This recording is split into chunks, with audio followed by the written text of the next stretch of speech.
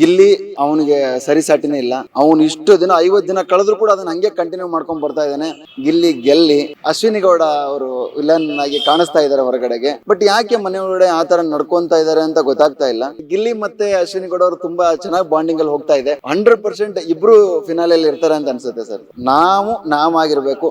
ಇಲ್ಲ ಅಂದ್ರೆ ನಾನು ಮುಖವಾಡ ಹಾಕೊಂಡು ನಾನು ಸ್ಟ್ರಾಟಜಿ ಮಾಡ್ಕೊಂಡು ಇರ್ತೀನಿ ಅಂದ್ರೆ ತುಂಬಾ ದಿನ ಇರಕ್ಕಾಗಲ್ಲ ಸರ್. 2-3 ವಾರದಲ್ಲಿ ಹೊರಗಡೆ ಬರ್ಬೇಕಾಗುತ್ತೆ ಸರ್. ರಕ್ಷಿತಾ ಶೆಟ್ಟಿ ಅವ್ರ ಬಗ್ಗೆ ನಿಮಗೆ ಏನ್ ಅನ್ಸುತ್ತೆ? ತನ್ನ ಆಟನ ತಾನು ತುಂಬಾ ಚೆನ್ನಾಗಿ ಆಟ ಆಡ್ತಾ ಇದೆ. ದೊಡ್ಡವ್ರು ಎಲ್ರಿಗಿಂತಾನು ಒಂದ್ ಪಾಯಿಂಟ್ ಜಾಸ್ತಿ ಹಾಕಿರ್ತಾಳೆ. ಆ ಒಂದು ಮೆಚುರಿಟಿ ಅವಳಿಗಿದೆ ಅಂತ ಅನ್ಸುತ್ತೆ ಸರ್. ಟಾಪ್ 3 ಸ್ಪರ್ಧಿಗಳು ಯಾರಾಗಬೇಕು sir Gilli, Ashwini, Rakshitha. Bigg Boss season 12 ಈಗಾಗಲೇ 60 ದಿನ ಪೂರೈಸಿರುವಂತದ್ದು. ಇನ್ನೇನು ಕೆಲವೇ ತಿಂಗಳಿರುವಂತದ್ದು. ಅಂದ್ರೆ ಫೈನಲ್ಗೆ ಯಾರು ಹೋಗ್ತಾರೆ ಅನ್ನುವಂತಹ ಚರ್ಚೆ ಆಗ್ತಿರುವಂತದ್ದು. ಈಗಾಗಲೇ ವೈಲ್ಡ್ ಕಾರ್ಡ್ ಎಂಟ್ರಿ ಕೊಟ್ಟಿರುವಂತಹ ನಂತರದಲ್ಲಿ ಬಿಗ್ ಬಾಸ್ ನಲ್ಲಿ ಮಾತಿನ ಚಕಮಕಿನೂ ಕೂಡ ಹೆಚ್ಚಾಗಿರುವಂತದ್ದು. ಈಗಾಗಲೇ ನಾವೆಲ್ಲರೂ ಕೂಡ ನೋಡಿದೀವಿ. ಕಿಚ್ಚನ ಚಪ್ಪಾಳೆ, ಕಿಚ್ಚನ ಕ್ಲಾಸ್, ಇದೆಲ್ಲದೂ ಕೂಡ ಆಗ್ತಿರುವಂತದ್ದು. ಒಟ್ಟಾರೆಯಾಗಿ ಈ ಒಂದು ಬಿಗ್ ಬಾಸ್ ಸೀಸನ್ 12ನ ಆವೃತ್ತಿ ಹೇಗಿದೆ, ಇದ್ರ ಬಗ್ಗೆ ಮಾತನಾಡಲಿಕ್ಕೆ ಸ್ವತಃ ನಮ್ಮೊಂದಿಗೆ ಬಿಗ್ ಬಾಸ್ನ ಮಾಜಿ ಸ್ಪರ್ಧಿ ಗೋಲ್ಡ್ ಸುರೇಶ್ ಅವರು ಕರ್ನಾಟಕ ಟಿವಿಯೊಂದಿಗಿದ್ದಾರೆ. ಅವ್ರನ್ನೇ ನಾವು ನೇರವಾಗಿ ಮಾತನಾಡಿಸ್ತಾ ಹೋಗೋಣ. ಸರ್, ಮೊದಲನೇದಾಗಿ ಮಾಜಿ ಬಿಗ್ ಬಾಸ್ನ ಸ್ಪರ್ಧಿಯಾಗಿ ಈ ಸೀಸನ್ 12 ಬಗ್ಗೆ ನಿಮ್ಮ ಅಭಿಪ್ರಾಯ ಏನು? ಸರ್, ಹಳೆ ನೀರು ಹೋದ್ಮೇಲೆ ಹೊಸ ನೀರು ಬರಲೇಬೇಕು. ಆ ಥರ ಹಳೆ ಸೀಸನ್ ಆದ್ಮೇಲೆ ಹೊಸ ಸೀಸನ್ ಬರಲೇಬೇಕು. ಆ ಥರ ಸೀಸನ್ 11 ಆದ್ಮೇಲೆ ಸೀಸನ್ 12 ಬಂದಿದೆ. ನಮ್ಮ ಸೀಸನ್ಗೆ ಬೀಟ್ ಮಾಡೋದಕ್ಕೆ ನನಗೆ ನಾನೇ ಸರಿಸಾಟಿ ಅಂದಂಗೆ ನಮ್ಮ ಸೀಸನ್ಗೆ ನಾವೇ ಸರಿಸಾಟಿಗಳು. ನಮ್ಮಲ್ಲಿ ಹೇಗಿದ್ರು ಅಂದರೆ ಎಲ್ಲರೂ ಘಟಾನುಘಟಿಗಳಿದ್ರು. ಒಬ್ಬರಿಗಿಂತ ಒಬ್ಬರು ಮೇಲುಗೈ ಸಾಧಿಸೋರಿದ್ರು. ಎಲ್ಲರೂ ಅದೇ ಥರ ಇರಬೇಕು ಅಂತಲ್ಲ, ಅದನ್ನು ಮೀರಿ ಬರ್ತಾ ಇದೆ ಸರ್. ಸೊ ಚೆನ್ನಾಗಿ ಬರ್ತಾ ಇದೆ. ಬಟ್ ನಮಗೆ ಕಂಪೇರ್ ಮಾಡಿದ್ರೆ ಇನ್ನೊಂದು ಸ್ವಲ್ಪ ಬೇಕು ಅಂತ ಅನ್ಸುತ್ತೆ. ಅಂದ್ರೆ ಈ ಒಂದು 12 ಸೀಸನ್ ನ ಘಟಾನುಘಟಿಗಳು ಯಾರು ಅಂತ ಹೇಳ್ತೀರಿ ನೀವು, ಸ್ಪರ್ಧಿಗಳು? ಸರ್, ಆ ಥರ ನನಗೆ ಯಾರೂ ಕಂಡಿಲ್ಲ ಸರ್. ಗಿಲ್ಲಿ ಒಬ್ಬನ್ ಬಿಟ್ರೆ ಬೇರೆ ಯಾರೂ ಕಂಡಿಲ್ಲ ನನಗೆ. ಗಿಲ್ಲಿ ಅವನಿಗೆ ಸರಿಸಾಟಿನೇ ಇಲ್ಲ. ಹೇಗೆ ಅಂದರೆ ಆ ಸ್ಪಾಟ್ಗೆ ಸ್ಪಾಂಟೇನಿಯಸ್ ಆಗಿ ತಗೊಳ್ಳೋ ಒಂದು ಕೆಪಾಸಿಟಿ ಇದೆಯಲ್ಲ, ಮತ್ತು ಸ್ಪಾಟಲ್ಲಿ ಉತ್ತರ ಕೊಡಬೇಕು ಅವ್ರುಗಳಿಗೆ. ಯಾರೊಬ್ರು ಏನೋ ಒಂದು ಮಾತಾಡಿದಾಗ ಅದಕ್ಕೆ ಸ್ಪಾಟಲ್ಲೇ ಕ್ರಿಯೇಟ್ ಮಾಡಿಕೊಂಡು ಉತ್ತರ ಕೊಡೋದು, ಕೌಂಟ್ರ್ ಕೊಡೋದು, ಇದೆಲ್ಲ ತುಂಬ ಕಷ್ಟ ಇದೆ. ಅದು ಮನೆಗಳಲ್ಲಿ. ಹೊರಗಡೆ ಆದ್ರೆ ನಾವೇನೋ ಒಂದು ಪತ್ರಿಕೆ ನೋಡಿರ್ತೀವಿ, ಏನೋ ನೋಡಿರ್ತೀವಿ, ನಾನೊಂದು ಸ್ಟೇಟ್ಮೆಂಟ್ ಕೊಡ್ಬೋದು, ಏನೋ ಒಂದು ಮಾತಾಡ್ಬೋದು.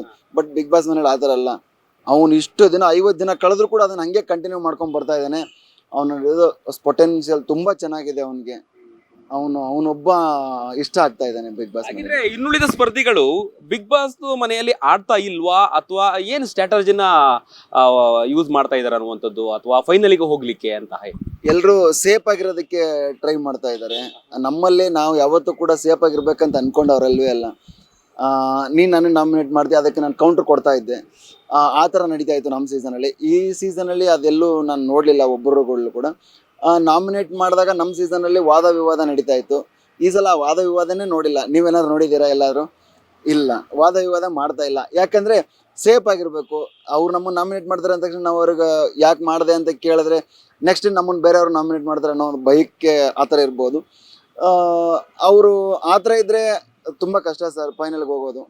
ಹೊರಗಡೆ ಬರಬೇಕು. ನಾವೇನು ಅನ್ನೋದನ್ನು ತೋರಿಸ್ಕೊಂಡ್ರೆ ಮಾತ್ರ ಫೈನಲ್ವರೆಗೆ ಬರೋಕ್ಕಾಗೋದು.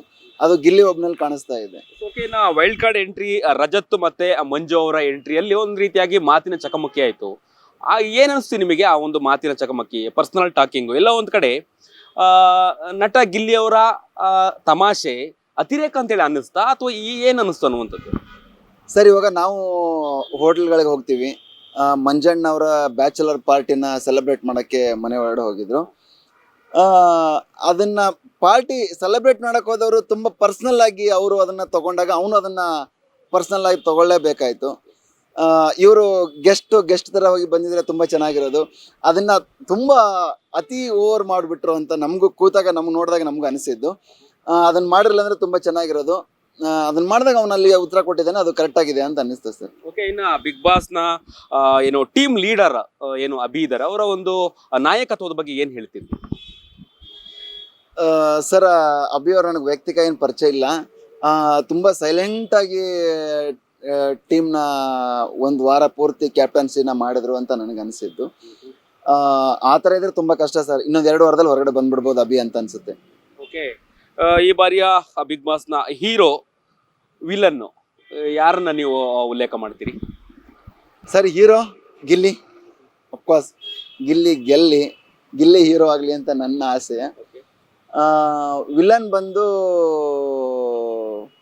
ಆ, ಅಶ್ವಿನಿ ಗೌಡ ಅವರು ವಿಲನ್ ಆಗಿ ಕಾಣಿಸ್ತಾ ಇದ್ದಾರೆ ಹೊರಗಡೆಗೆ.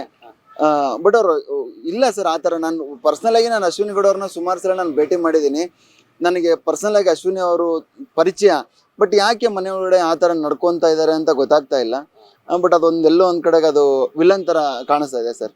ಬಟ್ ಆಮೇಲೆ ನಿನ್ನೆದು ಇವತ್ತಿಂದು ಪ್ರೋಮೋ ನೋಡಿದೆ ನಾನು. ಆ ಪ್ರೋಮೋ ನೋಡಿದಾಗ ಅದು ಉಲ್ಟಾ ಆಗಿದೆ. ಗಿಲ್ಲಿ ಮತ್ತೆ ಅಶ್ವಿನಿ ಗೌಡ ಅವರು ತುಂಬ ಚೆನ್ನಾಗಿ ಬಾಂಡಿಂಗಲ್ಲಿ ಹೋಗ್ತಾ ಇದೆ.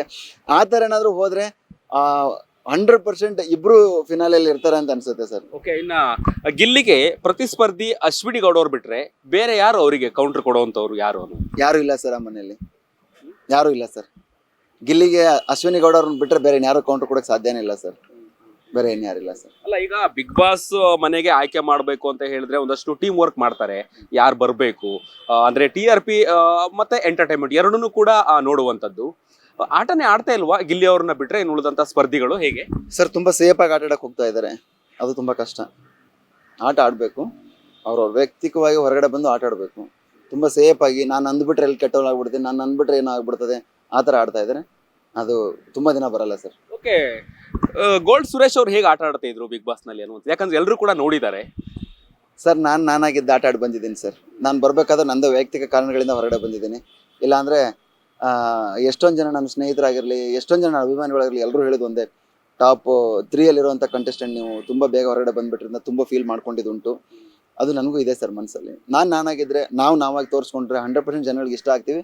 ಜನ ಅದನ್ನ ಮುಂದೆ ತೊಗೊಂಡು ಹೋಗ್ತಾರೆ ಸರ್. ಓಕೆ, ಗೋಲ್ಡ್ ಸುರೇಶ್ ಆಗಿ ಬಿಗ್ ಬಾಸ್ ಮನೆ ಒಳಗೆ ಹೋಗ್ತೀರಾ.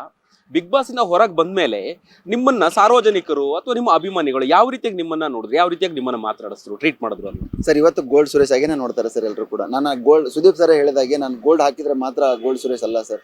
ಗೋಲ್ಡ್ ಅಂತ ಮನಸ್ಸಿರುವಂಥ ವ್ಯಕ್ತಿ ಅಂತ ಅವರೇ ಬಿರುದು ಕೊಟ್ಟ ಮೇಲೆ ಇನ್ನೇನಿದೆ ಸರ್ ಅದರಲ್ಲಿ. ಯಾಕಂದರೆ 76 ದಿನ ನನ್ನನ್ನು ಜನ ನೋಡಿದ್ದಾರೆ, ಜನ ನೋಡಿ ಇಷ್ಟಪಟ್ಟಿದ್ದಾರೆ. ನಾನೇನು ಅನ್ನೋದನ್ನ ಕೂಡ ಅಲ್ಲಿ ಪ್ರೂವ್ ಮಾಡಿ ತೋರಿಸಿದ್ದೀನಿ. ನನಗೆ ಬೇರೆ ಇನ್ನೇನು ಬೇಕಾಗಿರಲಿಲ್ಲ ಸರ್ ಅಲ್ಲಿ ಅವ್ರಿಗೆ ಪ್ರೂವ್ ಮಾಡೋದು. ಅಷ್ಟ್ರ ಮೇಲೆ ಸಾಕು ಸರ್ ನನಗೆ. ಒಳ್ಳೆ ಹೆಸರು ಸಿಕ್ಕಿದೆ, ಒಳ್ಳೆ ನನ್ನನ್ನು ನಾನು ಪ್ರೂವ್ ಮಾಡ್ಕೊಳ್ಳೋದಕ್ಕೆ ಒಂದು ವೇದಿಕೆ ಸಿಕ್ಕಿದೆ. ಆ ಥರ ವೇದಿಕೆ ತುಂಬ ಜನಕ್ಕೆ ಕಮ್ಮಿ ಸಿಗೋದು. ಅದನ್ನು ನಾನು ಒಬ್ಬ ಅವಕಾಶ ತಗೊಂಡ್ರಂಥ ವ್ಯಕ್ತಿ. ಅದ್ರ ಬಗ್ಗೆ ಯಾವತ್ತೂ ಋಣಿಯಾಗಿರ್ತೀನಿ ಸರ್. ಈ ಒಂದು ಪ್ರಶ್ನೆ ನಾನು ಕೇಳಲೇಬೇಕು ನಿಮಗೆ. ಬಿಗ್ ಬಾಸಿಗೆ ಹೋಗೋದಕ್ಕಿಂತ ಮುಂಚೆ ಗೋಲ್ಡ್ ಸುರೇಶ್ ಅವರ ಮೈಯಲ್ಲಿ ಸುಮಾರು 1.5-2 kg ಗೋಲ್ಡ್ ಇರೋದು. ಬಿಗ್ ಬಾಸಿಗೆ ಹೋಗಿ ಬಂದ ನಂತರದಲ್ಲಿ ಗೋಲ್ಡ್ ಕಡಿಮೆ ಆಯಿತು ಅಥವಾ ಒಂದು ಉದಾಹರಣೆ ಕೂಡ ಕೊಟ್ಟರು, ನಿಮಗೂ ಕೂಡ ಗೊತ್ತಿರುವಂಥದ್ದು, ಗೋಲ್ಡೇ ಹಾಕಲಿಲ್ಲ ಅನ್ನುವಂಥದ್ದು. ಯಾಕೆ ಅದು ಎಲ್ಲಿ ಚೇಂಜಸ್ ಹೇಗಾಯಿತು ಅನ್ನೋದು? ಸರ್ ಮನುಷ್ಯ ಯಾವಾಗ ನಾವು ತಿಳ್ಕೊಂಡು ಜೀವನ ಮಾಡ್ತೀವಿ, ನಾವು ಯಾವಾಗ ಜೀವನನ ಅರ್ಥ ಮಾಡ್ಕೋತೀವಿ, ಆವಾಗ ಬದುಕಕ್ಕೆ ಸಾಧ್ಯ ಸರ್. ನಾನು ಬಿಗ್ ಬಾಸ್ಗಿಂತ ಮುಂಚೆ ನಾನು ಅನ್ಕೊಂಡ್ಬಿಟ್ಟಿದ್ದೆ, ನಾನೇ ದೊಡ್ಡವನು, ನನ್ನ ಹತ್ರ ಎಲ್ಲ ಇದೆ, ನಾನು ಹಂಗಿರ್ಬೇಕು, ನಾನು ಹಿಂಗಿರ್ಬೇಕು ಅಂತ ನಾನು ಅನ್ಕೋತಾ ಇದ್ದೆ. ಆಮೇಲೆ ನನಗೆ ಗೊತ್ತಾಯಿತು, ಸುದೀಪ್ ಸರ್ ನನಗೆ ಹೇಳ್ಕೊಟ್ಟಾಗ, ಸುದೀಪ್ ಸರ್ ಪ್ರತಿ ವಾರ ಬಂದಾಗ ಒಂದೊಂದು ಮಾತುಗಳನ್ನ ಹೇಳ್ತಾ ಇದ್ದಲ್ಲ, ಅದನ್ನು ನನ್ನ ಜೀವನದಲ್ಲಿ ನಾನು ಅಳವಡಿಸ್ಕೊಂಡೆ. ಇವಾಗ ತುಂಬ ಚೆನ್ನಾಗಿ ಬದುಕ್ತಾ ಇದ್ದೀನಿ ಸರ್. ಯಾರ್ದು ಭಯ ಇಲ್ದಂಗೆ. ಎಲ್ಲಪ್ಪ ಹೋದರೆ ಹೆಂಗೆ ಹೊರಗಡೆ ಹೋಗೋದು ಜನಗಳ ಮಧ್ಯೆ, ಹೆಂಗೆ ನಮ್ಮನ್ನು, ಯಾಕಂದರೆ ಒಬ್ಬನೇ ಎಲ್ಲೂ ಓಡಾಡೋಕ್ಕಾಗಲ್ಲ ಸರ್. ಕಮ್ಮಿ ಅಂದರೂ 3-4 ಜನ ಜೊತೆಗೆ ಓಡಾಡಬೇಕಾಗಿತ್ತು. ಇವಾಗ ಯಾರೂ ಇಲ್ಲ, ಆರಾಮ್ ನೆಮ್ಮದಿಯಾಗಿದ್ದೀನಿ. ಯಾವ ಕಿರಿಕಿರಿ ಇಲ್ಲ, ಟೆನ್ಷನ್ ಇಲ್ಲ, ಚಿಂತೆ ಇಲ್ದಂಗೆ ಇದ್ದೀನಿ ಸರ್ ಇವಾಗ. ಓಕೆ, ಗೋಲ್ಡ್ ಸುರೇಶ್ ಅವರ ಲೈಫಲ್ಲಿ ನಿಜವಾದ ಗೋಲ್ಡ್ ಯಾವುದು, ಏನು? ಸರ್ 2 ಹೇಳಕ್ಕೆ ಇಷ್ಟಪಡ್ತೀನಿ ಸರ್. ಒಂದು ನನ್ನ ಮಗಳು, ಇನ್ನೊಂದು ಸುದೀಪ್ ಸರ್ ನನಗೆ ಕೊಟ್ಟಂತಹ ಟಿಪ್ಸ್ಗಳು ಸರ್. ಅದು ನನ್ನ ಜೀವನದ golden moment, golden points sir. Yes, okay. ನಾ ಬಿಗ್ ಬಾಸ್ ಮನೆ ಒಳಗಡೆ ಗೋಲ್ಡ್ ಸುರೇಶ್ ಅವರಿಗೆ ತುಂಬ ಭಯ ಆಗಿದ್ದು ಯಾವಾಗ ಅನ್ನುವಂಥದ್ದು, ಆಟ ಆಡುವಂಥ ಸಂದರ್ಭದಲ್ಲಿ, ಮನೋರಂಜನೆ ಕೊಡುವಂಥ ಸಂದರ್ಭದಲ್ಲಿ ಯಾವಾಗ ತುಂಬ ಭಯ ಆಗ್ತಿದೆ, ನನಗೆ ಆಗ್ತಾ ಇಲ್ಲ ಇಲ್ಲಿ ಇರಲಿಕ್ಕೆ ಅಥವಾ ಆಟ ಆಡ್ಲಿಕ್ಕೆ ಆಗ್ತಾ ಇಲ್ಲ ಅನ್ನುವಂಥ ಸಂದರ್ಭ ಬಂತ ಆ ಸನ್ನಿವೇಶ? ಸರ್ ಆ ಥರ ಯಾವತ್ತೂ ಬಂದಿಲ್ಲ ಸರ್. ನನ್ನ ನಿಜ ಜೀವನದಲ್ಲೂ ಬಂದಿಲ್ಲ, ಬಿಗ್ ಬಾಸ್ ಮನೇಲೂ ಕೂಡ ಬಂದಿಲ್ಲ. ಬಟ್ ನಾನು ಹೊರಗಡೆ ಬರಬೇಕು ಅಂತ ಅಂದಾಗ ನನಗೆ ಆ ಒಂದು ಫೀಲ್ ಆಗಿದ್ದುಂಟು ಸರ್. ಹೊರಗಡೆ ಹೋಗ್ಬೇಕಲ್ಲ ಅನ್ನೋ ಬೈದಲ್ಲಿ ಹೊರಗಡೆ ಬಂದಿದ್ದೀನಿ ಅಷ್ಟೇ ಸರ್. ದುಃಖ ಆಗಿದ್ದು ಯಾವಾಗ ಬಿಗ್ ಬಾಸ್ ಮನೆ ಒಳಗಡೆ? ಸರ್ ದುಃಖ ಅಂತ ಯಾವತ್ತೂ ಆಗಲೇ ಇಲ್ಲ ನನಗೆ. ಎಲ್ಲರೂ ನನ್ನನ್ನು ಅಷ್ಟು ಟಾರ್ಗೆಟ್ ಮಾಡಿದ್ರು, ಎಲ್ಲರೂ ನನ್ನನ್ನು ಮಾಡಿದ್ರು, ಎಷ್ಟು ನಕ್ಕೊಂಡು ಎಷ್ಟು ಖುಷಿಯಾಗಿದ್ದೆ ಅನ್ನೋದನ್ನ ಪ್ರತಿ ಎಪಿಸೋಡ್ ನೋಡಿದಾಗ ಎಲ್ರಿಗೂ ಗೊತ್ತಾಗುತ್ತೆ. ನನಗೆ ಯಾವತ್ತೂ ದುಃಖ ಆಗಿಲ್ಲ ಸರ್ ಬಿಗ್ ಬಾಸ್ ಮನೆಯಲ್ಲಿ. ಅಂದ್ರೆ ಬಿಗ್ ಬಾಸ್ ಮನೆಯಲ್ಲಿ ನೀವು ಇರೋ ಸಂದರ್ಭದಲ್ಲಿ ಪ್ರತಿದಿನನೂ ನೀವು ಎದ್ದ ನಂತರದಲ್ಲಿ ಒಂದೊಂದು ಟಾಸ್ಕ್ ಇರುತ್ತೆ, ಎಂಟರ್ಟೈನ್ಮೆಂಟ್ ಇರುತ್ತೆ. ಪ್ರತಿದಿನನೂ ಹೌದು, ನಮ್ಮನ್ನ ಕ್ಯಾಮ್ರಾಗಳು ನೋಡ್ತಾ ಇರುತ್ತೆ, ಕ್ಯಾಪ್ಚರ್ ಆಗ್ತಾ ಇರುತ್ತೆ ಅನ್ನೋದು ಮನಸ್ಸಲ್ಲಿ ಇಟ್ಕೊಂಡು ಆಟ ಆಡಿದ್ರ ಅಥವಾ ಹೇಗೆ ನಾರ್ಮಲ್ ಆಗಿದ್ರೆ ಹೇಗೆ ಅನ್ನುವಂಥದ್ದು ಯಾವ ಒಂದು ಸ್ಟ್ರಾಟಜಿನ ನೀವು ಯೂಸ್ ಮಾಡಿದ್ರಿ? ಸರ್ ಅಲ್ಲಿ ಸ್ಟ್ರಾಟಜಿ ಯೂಸ್ ಮಾಡಿದ್ರೆ ವರ್ಕೌಟ್ ಆಗಲ್ಲ ಸರ್. ನಾವಾಗಿರಬೇಕು. ನಾನು ಹೀಗೆ ಇರೋದು, ನಾನು ಹೀಗೆ ಬಾಳಬೇಕು, ಹೀಗೆ ಇರೋದು ಅನ್ನೋದನ್ನ ಪ್ರೂವ್ ಮಾಡಿದ್ರೆ ಮಾತ್ರ ನೀವು ಇರೋಕ್ಕೆ ಸಾಧ್ಯ. ಇಲ್ಲ ಅಂದರೆ ನಾನು ಮುಖವಾಡ ಹಾಕ್ಕೊಂಡು ನಾನು ಸ್ಟ್ರಾಟಜಿ ಮಾಡ್ಕೊಂಡು ಇರ್ತೀನಿ ಅಂದರೆ ತುಂಬ ದಿನ ಇರೋಕ್ಕಾಗಲ್ಲ ಸರ್. 2-3 ವಾರದಲ್ಲಿ ಹೊರಗಡೆ ಬರಬೇಕಾಗುತ್ತೆ ಸರ್. ಏನನ್ಸುತ್ತೆ ರಕ್ಷಿತಾ ಶೆಟ್ಟಿ ಅವ್ರ ಬಗ್ಗೆ ನಿಮಗೆ ಏನು ಅನ್ಸುತ್ತೆ? ಸರ್ ಅವ್ರ ಬಗ್ಗೆ ಅಷ್ಟೊಂದು ನನಗೆ ಗೊತ್ತಿಲ್ಲ ಏನೂ ಕೂಡ. ಬೇರೆಯವರಾದರೆ ಸ್ವಲ್ಪ ಜನ ಗೊತ್ತು, ಬೇರೆ ಈವೆಂಟ್ಗಳಲ್ಲಿ ಅಲ್ಲಿ ಇಲ್ಲಿ ಭೇಟಿ ಮಾಡಿದುಂಟು. ಒಂಥರ ಮುಗ್ಧತೆಯಿಂದ ಇರುವಂತಹ ಪುಟ್ಟ ಮಗು ತನ್ನ ಆಟನ ತಾನು ತುಂಬ ಚೆನ್ನಾಗಿ ಆಟ ಆಡ್ತಾ ಇದೆ. ದೊಡ್ಡವ್ರೆಲ್ರಿಗಿಂತನೂ ಒಂದು ಪಾಯಿಂಟ್ ಜಾಸ್ತಿ ಹಾಕಿರ್ತಾಳೆ. ಒಂದೇನೋ ಒಂದು ವಿಷಯನ ಜನಗಳಿಗೆ ಕನ್ವೆ ಮಾಡ್ಬೇಕಾದ್ರೂ ಕೂಡ ಅವ್ರೆಲ್ರಿಗಿಂತನೂ ಒಂದು ಪಾಯಿಂಟ್ ಮೀರಿ ಮಾತಾಡ್ತಾಳೆ. ಆ ಒಂದು ಮೆಚುರಿಟಿ ಅವಳಿಗಿದೆ ಅಂತ ಅನ್ಸುತ್ತೆ ಸರ್. ಓಕೆ, ನಿಮಗೆ ಗೊತ್ತಿರೋರ ಪೈಕಿ ಬಿಗ್ ಬಾಸ್ ಮನೆಯೊಳಗಿರೋರು ನಿಜವಾಗಿ ಬಿಗ್ ಬಾಸ್ ಮನೆಯಲ್ಲಿ ಆಟ ಆಡ್ತಾ ಇದ್ದಾರಾ ಅನ್ನುವಂತ ಅವರ ಟ್ಯಾಲೆಂಟ್ ಅನ್ನು ತೋರಿಸ್ತಾ ಇದ್ದಾರಾ ಅಂತ ಅನ್ಸುತ್ತೆ? ಅವ್ರ ಹೆಸರುಗಳನ್ನ ಹೇಳೋದಾದ್ರೆ ಸರ್, ಹೆಸರುಗಳು ಬೇಡ. ಯಾರು ಆ ಥರ ಆಟ ಆಡ್ತಾ ಇಲ್ಲ ಸರ್. ಎಲ್ಲ ಮುಖವಾಡ ಹಾಕೊಂಡೆ ಇದ್ದಾರೆ. ಇನ್ನು ತುಂಬ ಕಷ್ಟ ಆ ಥರ ಇದ್ದರೆ ಅವರು ನಾನು ಸೇಫ್ ಆಗಿರ್ಬೇಕು ಅಂದು. ಬಟ್ ಅಶ್ವಿನಿ ಅವರು ಅದನ್ನು ತೆಗೆದು ಎಲ್ಲ ಯಾಕೆ ಈ ಥರ ಆಟ ಆಡ್ತಾ ಇದ್ದಾರೆ ಅಂತ ಅನ್ನೋದು ಫೀಲ್ ಆಗ್ತಾಯಿತ್ತು. ಸುಮಾರು ವಾರಗಳು ಆಗಿದ್ದುಂಟು. ಆಮೇಲೆ ಈಗ ಒಂದು ವಾರ, ಕಳೆದ ವಾರ ಅಂತೂ ನಾನು ಅಶ್ವಿನಿ ಅವರಾಗಲಿ ಗಿಲ್ಲಿ ಅವರಾಗಲಿ ಅವರು ತುಂಬ ಬದಲಾಗಿದ್ದಾರೆ. ಅಶ್ವಿನಿ ಅವರು ತುಂಬ ಬದಲಾಗಿದ್ದಾರೆ ಕಳೆದ ವಾರದಿಂದ. ಬೇರೆ ವ್ಯಕ್ತಿಗಳು ಆ ಮನೆಗೆ ಬಂದಾಗ ಮನೆ ವ್ಯಕ್ತಿಗಳನ್ನ ಇವರು ದೋಷಿಸ್ತಿದ್ರಲ್ಲ, ಅವ್ರ ಜೊತೆಗೆ ಮಾತಾಡೋ ಒಂದು ರೀತಿ ಆಗಿರಲಿ, ಅದೆಲ್ಲವೂ ನೋಡಿದಾಗ ಎಲ್ಲೋ ಅನ್ಸುತ್ತೆ ಅಶ್ವಿನಿ ಅವ್ರಿಗೆ ಇವಾಗ ಆಟ ಅರ್ಥ ಆಗ್ತಾ ಇದೆ ಅಂತ ನಾನು ಅನ್ಕೊಂತೀನಿ. ಓಕೆ, ರಘು ಅವ್ರ ಬಗ್ಗೆ ಏನು ಹೇಳ್ತೀರಿ? ರಘು ಅವರ ಆಟದ ಬಗ್ಗೆ, ಅವ್ರ ಬಗ್ಗೆ ಸರ್, ನೋಡಕ್ ಮಾತ್ರ ತುಂಬಾ ಬಾಡಿ ಬಿಲ್ಡ್ ಮಾಡಿ ತುಂಬಾ ಘಟಾನುಘಟಿ ವ್ಯಕ್ತಿ, ತುಂಬಾ ಭಯ ಆಗುತ್ತೆ ಅನ್ನೋ ಥರ ಇದೆ ಸರ್. ಒಳ್ಳೆ ಮಗು ಅಂತ ಮನಸ್ಸಿದೆ ಅವ್ರಿಗೆ. ಒಳ್ಳೇದಾಗಲಿ ಸರ್ ರಘು ಅವ್ರಿಗೆ. ವೈಲ್ಡ್ ಕಾರ್ಡ್ ಎಂಟ್ರಿ ಹೋಗಿದ್ದಾರೆ. ಗೊತ್ತಿಲ್ಲ, ಏನು ಮಾಡೋಕ್ಕಾಗಲ್ಲ, ಗೆಲ್ತಾರಲ್ಲೋ ಗೊತ್ತಿಲ್ಲ.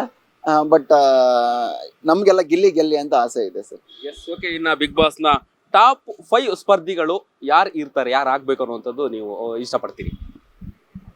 ಸರ್, ಮೊದಲನೇದ ಗಿಲ್ಲಿ, ಅಶ್ವಿನಿ ಅವರು, ರಕ್ಷಿತಾ, ಕಾವ್ಯ,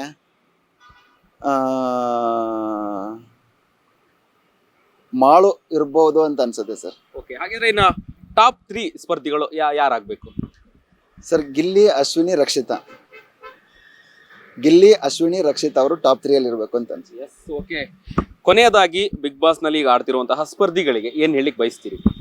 ಸರ್, ಏನೂ ಇಲ್ಲ ಸರ್. ನೀವಾಗಿರಿ. ನೀವಾಗಿದ್ರೆ ಪಕ್ಕ ಗೆದ್ದೇ ಗೆಲ್ತೀರಾ. ನಮ್ಮ ಹನುಮಂತ ತರ. ಹನುಮಂತ ಅವನಾಗಿದ್ದ, ಗೆದ್ದ. ನೀವಾಗಿರಿ, ಗೆಲ್ತೀರಾ ಅಂತ ಹೇಳಕ್ ಇಷ್ಟಪಡ್ತೀನಿ ಸರ್. Yes, okay. ಇನ್ನೊಂದು ಪ್ರಶ್ನೆ ಈ ನಡುವೆಯಲ್ಲಿ ಕೇಳಲೇಬೇಕು. ಮುಂದಿನ ಕಿಚ್ಚನ ಚಪ್ಪಾಳೆ ಯಾರಿಗೆ ಸಲ್ಲುತ್ತೆ? ಸರ್, ಅಶ್ವಿನಿ ಗೌಡ ಅವ್ರಿಗೆ ತುಂಬಾ ಅವ್ರಿಗೆ ಆಸೆ ಇದೆ ಕಿಚ್ಚನ ಚಪ್ಪಾಳೆ ಬೇಕು ಅಂತ. ಅವ್ರು ಇದೇ ತರ ಏನಾರು ಆಟ ಆಡಿ ಮುಂದೆ ಬಂದ್ರೆ ಅವ್ರಿಗೆ ಚಪ್ಪಾಳೆ ಸಿಗುವ ಲಕ್ಷಣಗಳಿದೆ ಅಂತ ನಾನು ಹೇಳಕ್ ಇಷ್ಟಪಡ್ತೀನಿ ಸರ್. ಕಿಚ್ಚನ ಚಪ್ಪಾಳೆ ಅಂತ ಹೇಳುವಾಗ ಕಿಚ್ಚನ ಕ್ಲಾಸ್ ಕೂಡ ಇದ್ದೇ ಇರುತ್ತೆ. ಯಾರಿಗೆ ಇರಬಹುದು ಸರ್? ಇವಾಗ ನನ್ನೇ ಎಪಿಸೋಡ್ ಕಂಪ್ಲೀಟ್ ಆಗಿದೆ, ಇವತ್ತಿಂದ ಸ್ಟಾರ್ಟ್ ಆಗುತ್ತೆ. ಅಫ್ಕೋರ್ಸ್ ಪ್ರತಿ ವಾರನೂ ಗಿಲ್ಲಿನೇ ಬರ್ತಾನೆ. ಗಿಲ್ಲಿ ಚಪ್ಪಾಳೆನೂ ತಗೊಂಡಿದ್ದಾನೆ, ಗಿಲ್ಲಿ ಬೈಸ್ಕೊಳ್ತಾನೆ, ಎಲ್ಲವನ್ನೂ ಗಿಲ್ಲಿ ಮಾಡ್ತಾನೆ. ಆಟ ಅಂದಾಗ ಬಂದಾಗ ಅವನು ಇರ್ತಾನೆ. ಕಾಮಿಡಿ ಅಂತ ಅಂದಾಗ ಕಾಮಿಡಿ ಮಾಡ್ತಾನೆ. ಅಫ್ಕೋರ್ಸ್ ನಮ್ಮ ಚೈತ್ರ, ರೆಬಲ್ ಚೈತ್ರ ಮತ್ತು ರಜತ್ ಇಬ್ಬರು ಹೋಗಿದ್ದಾರೆ.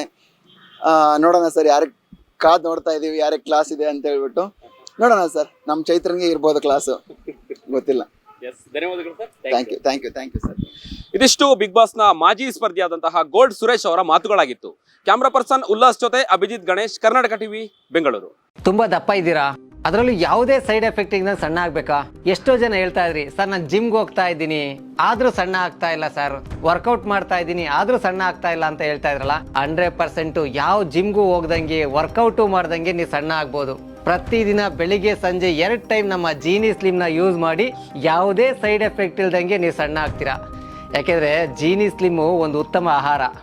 ನಿಮಗೆ ಮಾಧ್ಯಮದಲ್ಲಿ ಕೆಲಸ ಮಾಡುವ ಆಸಕ್ತಿ ಇದೆಯಾ? ಹಾಗಾದ್ರೆ ಕರ್ನಾಟಕ ಟಿವಿ ಡಿಜಿಟಲ್ ಮೀಡಿಯಾದಲ್ಲಿದೆ ನಿಮಗೆ ಒಳ್ಳೆಯ ಅವಕಾಶ. ಆಯ್ಕೆಯಾದವರಿಗೆ ಉಚಿತ ತರಬೇತಿ ಕೊಡ್ತೀವಿ. ತರಬೇತಿ ನಂತರ ಕೆಲಸ ಮಾಡುವ ಅವಕಾಶನೂ ಕೊಡ್ತೀವಿ. ಈ ಕೂಡಲೇ ನಿಮ್ಮ ಮಾಹಿತಿಯನ್ನ ಮೇಲ್ ಮಾಡಿ.